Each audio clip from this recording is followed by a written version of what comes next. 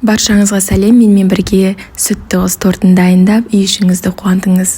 Қойытылған сүтіміз жұмыртқамызды араластырып, оның үстінен ұнымызды салып, қопсытқышымызбен біркелкі масса қылдырып араластырып аламыз. Массамыз біраз уақыт тұрғаннан кейін кішкене көтеріледі. 1-1,5 қасық тестамызды алдын ала дайындалған пергамент қағазына жағып, қыздырылған пештің ішінде 7-8 минутта пісіріп аламыз. Пісіп шыққаннан кейін оны әбден суытып, кремін дайындауға кірісеміз. Менде крем-чиз, сливки және қантпен осындай қою қоймалжың әдемі масса пайда болды. Ары қарай тортымды жинауға кірістім. Тортты өз қалауыңызша жинасаңыз болады, және де кремді де өз қалауыңызша дайындасаңыз болады. Менде осындай әдемі өзіме ұнаған торт шықты.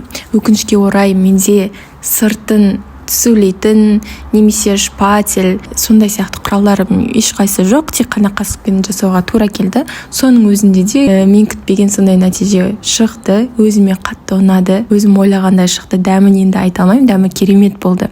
Біраз жылдан бері тек қана осы сүт тығыз тортының дайындалу жолымен пісіремін. Себебі тура өз ойымдағыдай өз қалауымша қамыры дайын болады. Сіздерге де кеңес беремін осы дайындау тәсілмен пісіруге.